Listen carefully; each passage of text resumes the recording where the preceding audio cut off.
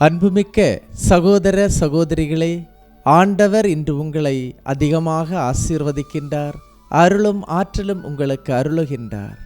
புது கழுகை போல உங்களை எழும்பி நடக்கச் செய்கின்றார். இன்றைய நாளிலே ஆண்டவர் நமக்கு தருகின்ற இறை செய்தி என்னவென்றால், ரூத்து 1 அதிகாரம் 1 இறை வார்த்தை முதல். நீதி தலைவர்கள் ஆட்சியாளர்களாய் இருந்த காலத்தில் நாட்டில் ஒரு கொடிய பஞ்சம் உண்டாயிற்று. யூதேயாவில் உள்ள பெத்லகேம் ஊரை சார்ந்த ஒருவர் பிழைப்பிற்கென்று தம் மனைவியையும் மைந்தர் இருவரையும் அழைத்து கொண்டு மோவாபு நாட்டிற்கு சென்றார்.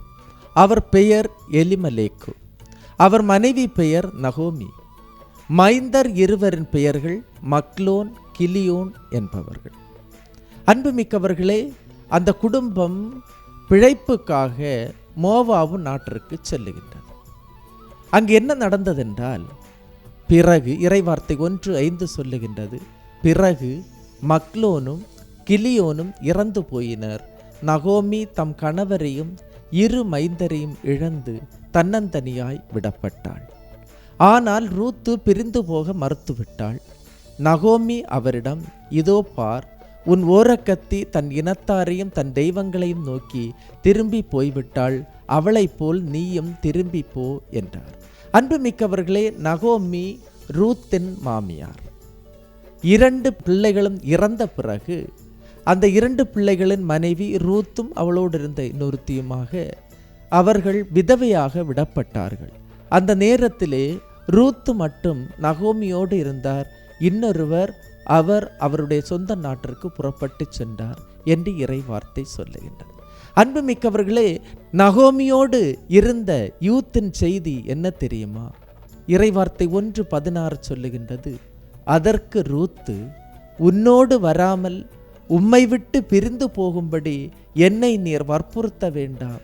நீர் செல்லும் இடத்திற்கே நானும் வருவேன்.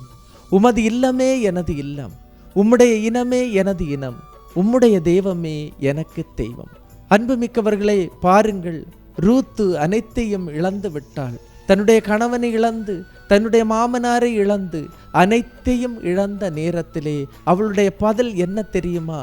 உமது இல்லமே எனது இல்லம், உம்முடைய இனமே எனது இனம், உம்முடைய தெய்வமே எனது தெய்வம். உயிர் வாழ்கின்ற அந்த தெய்வத்தை ஏற்றுக்கொண்டாள். அன்புமிக்கவர்களே, ஒன்று தெரியுமா? இழப்பு வரும்போதும் கடவுளை இழக்காதவர் ரூத்து. அன்புமிக்கவர்களே, ஒவ்வொரு நாளும் ஜெபித்து ஜெபித்து எனக்கு பதில் இல்லாமல் இருக்கின்றது என்று சொல்லுகின்ற எனதருமை சகோதரமே, இழப்பு வந்த நேரத்திலும் நாம் கடவுளை இழக்காமல் இருக்கின்றோமா? அவரை பற்றி பிடித்து கொள்ளுகின்றோமா என்று நாம் சிந்திக்க அழைக்கின்றோம். அன்புமிக்க சகோதரமே, தொடர்ந்து அவருடைய அந்த தெய்வ பக்தி, கடவுளை இழக்காத அந்த நிலை, கடவுளை நான் பிரிய மாட்டேன் என்ற பிடிவாதம் அவர்களுக்கு என்ன கொண்டு வந்தது என்பதை நீங்கள் தொடர்ந்து வாசித்தால் உங்களுக்கு தெரியும்.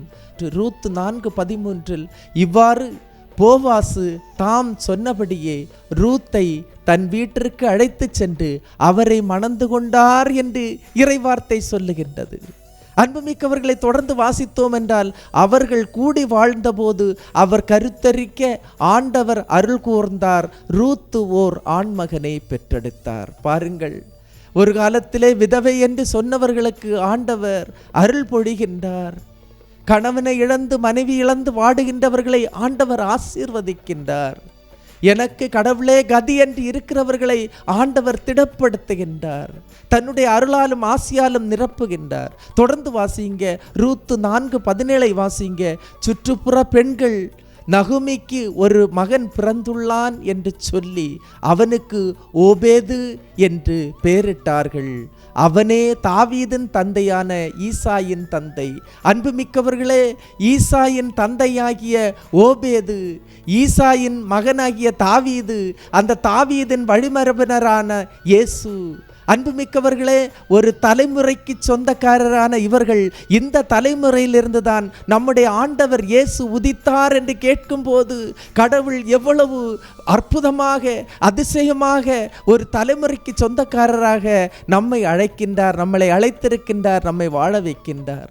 அன்பு சகோதரமே, இன்று நீங்கள் நம்புவீர்களா? கடவுளை உருக பற்றி கொள்வீர்களா? உங்களுடைய உள்ளம் உருகும்படியாக நீங்கள் கடவுளை துதிப்பீர்களா, போற்றுவீர்களா? கடவுள் உங்களை வாழ வைப்பார். நம்பிக்கை இழக்காதீர்கள். கடவுள் உங்களுக்கு காலம் தாழ்த்தினாலும் நிச்சயம் உங்களுக்கு உரியதை தருவார். எல்லாம் வல்ல இறைவன், தந்தை, மகன், தூய ஆவியார் உங்களையும் உங்கள் குடும்பத்தையும் நிறைவாய் ஆசீர்வதிப்பாராக. ஆமென். இயேசுவுக்கே புகழ், இயேசுவுக்கே நன்றி. மரியே வாழ்க.